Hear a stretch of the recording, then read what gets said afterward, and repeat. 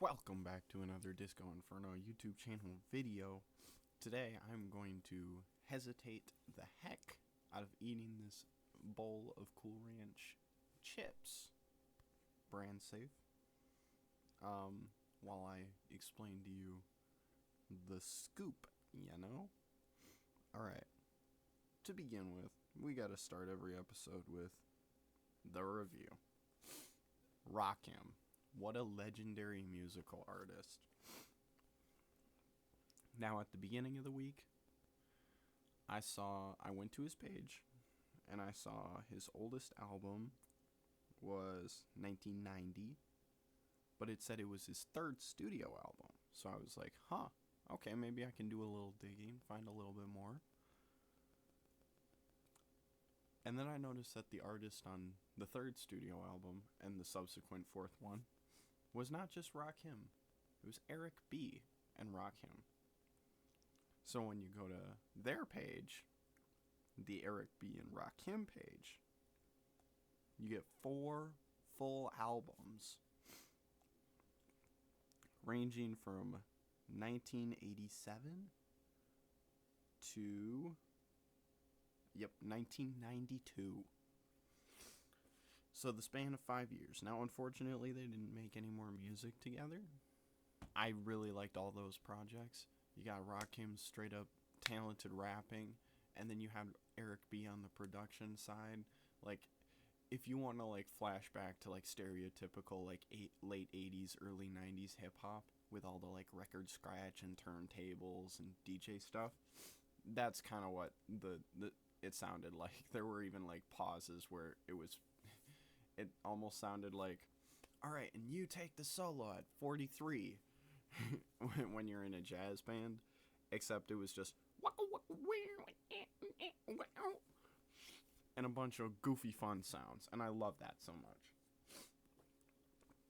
Now, when I say that Rakim evolved throughout his career, I just want to say, absolutely strong lyrically the whole time. That being said,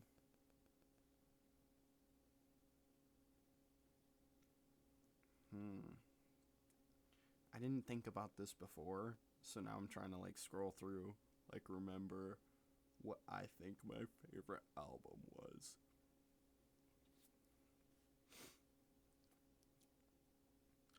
I think I have to, for favorite album, I think I have to go with his debut solo album, The 18th Letter, although I want to give a shout out to The Master and The Seventh Seal, both fantastic albums too. And like I said, the stuff before with Eric B, awesome. Unfortunately, they had a little falling out, so they're not gonna get back together, and honestly at this point one of them might be dead. Not Rakim. He made music as of last year, so hopefully he's not dead. Actually, it could be posthumous. Nope, it says is an American rapper. Alright. At least Rakim's not dead. But nevertheless, I think I have to go with The 18th Letter as my favorite album of the three that I just listed. To me, it had a lot more, they all flow very nicely as albums, but to me, it just had more standout hits and standout better songs, in my personal opinion. And it's okay if you want to come for me. Once you get past The Seventh Seal, there's not a whole lot going on there. I did like what I heard, loved it. Now, when I say Rakim evolved so much throughout his career, obviously everyone's gonna evolve when they get a career that spans all the way from 1987 to 2024. But I mean, sonically, he's evolved. When he was working with Eric B, right? I think my monitor just froze. Okay, we're back. So if we didn't get that part, long story short, I loved what he did with Eric B. It was great. It was goofy. And he really delivered on that front. Like, his lyrics were sometimes goofy, but they also had a message, and they really fit the songs. And then when he went to do his own solo thing, his sound and, like, the effect that other producers had on his career and, like, what it really did, it made the message... Apologies, I just pulled an all-nighter. It made his message... By the way, it's 9:11 in the morning, so... It made his message just sound... hit so much harder in a way that it never would have if you still got Eric B on the DJ table in the back, you know? But I'm not saying that either is a bad thing. I loved both, and I love an artist that can do both. Really tap into their goofy side, but also reel it back for more of a heartfelt, like, message thing. I love that. Now, if we go to singles... oh my gosh, I'm choking again. I do want to shout out, this one's funny, I promise. So Rakim did a dubstep EP with, I can only assume Milk Crate is the guy's name, but that is some of the funniest stuff.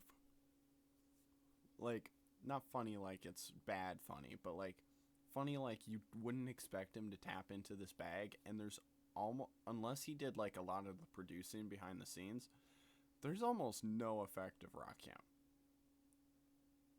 Like, if you're like, okay, Rakim laid down the vocals of like the raps and stuff, and then Milk Crate did all the like production making it dubstep, then Rakim did barely anything. Like, no offense.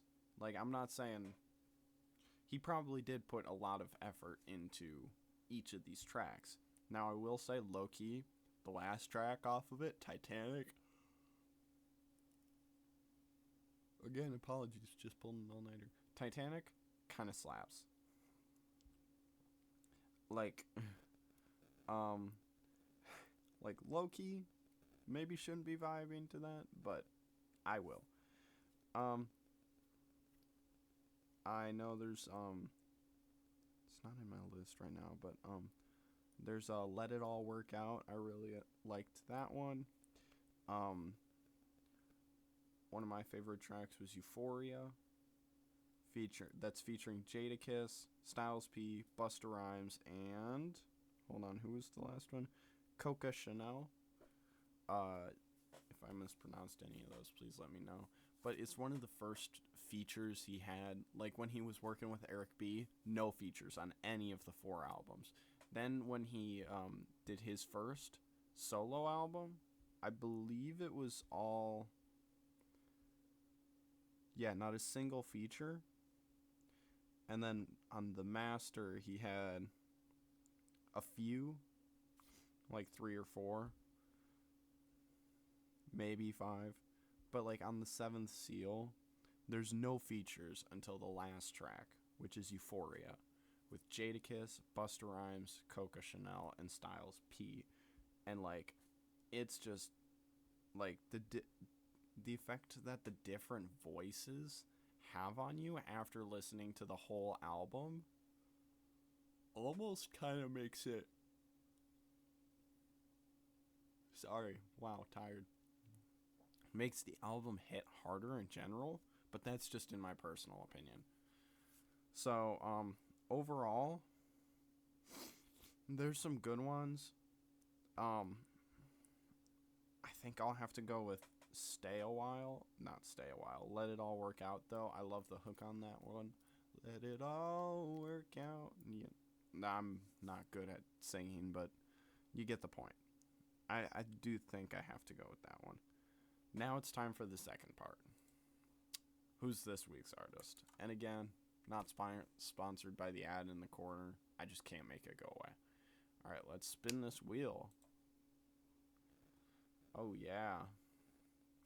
I'm so excited. Oh? Primo. Okay, not a name I recognize immediately, but Okay. So the first thing that came up was Primo Rice. But if it was Primo Rice, I would have put Primo Rice. But this one's Premo, all capitalized. Let's go to the artist. Premo. Oh, he just started releasing music last year. It's probably not that one. Maybe it is Primo Rice.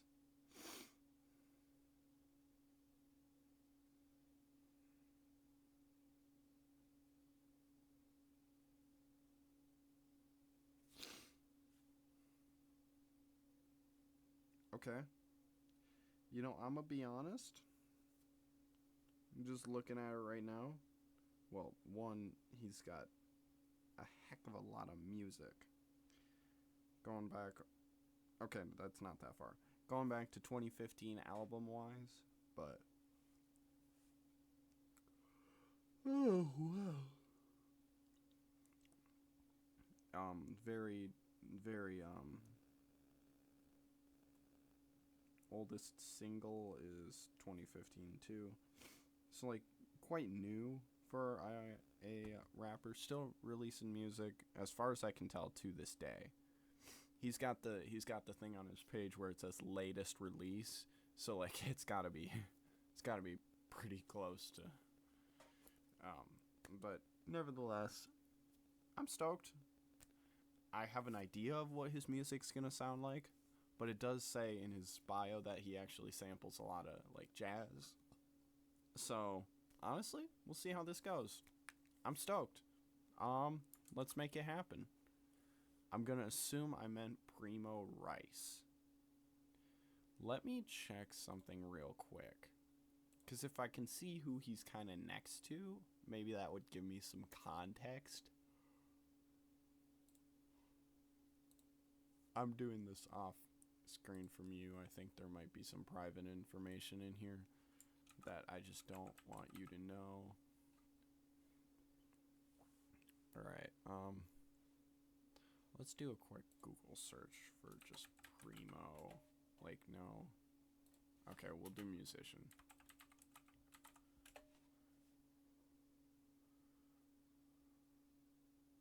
Okay, we got Primo Rice, the guy that I thought it did. There's Laurel Primo, and Cole Primo. Ugh, so tired. Okay, that's an electric, electric guitar, lap steel, fiddle, and vocalist. So, probably not that one. Could it be Cole Primo? That's a digital manager for CBS Minnesota. Why does it list him as a musical artist then? Oh, he's a vocalist guitarist, but his actual job is digital manager for CBS Minnesota. Alright. Apologies all across the board throughout this whole video. I'm gonna stop apologizing now. But, yeah. Primo Rice. Let's go. Like I said, I'm stoked for every artist of the week, so. It sounds like I'm saying, like, a lot here, like I'm genuinely stoked. No, I'm kidding. With that being said, though, I'm gonna see you in the next one. I need to get back to my bowl of Cool Ranch chips. I love Cool Ranch. It's easily the best flavor. Argue in the comments about what the best flavor of chip is. It's Cool Ranch. You're wrong. If you actually, spicy sweet chili's up there. I don't know. I guess that's specifically one brand, but like those are pretty good too. But not as good as Cool Ranch. If you say nacho cheese, you're wrong.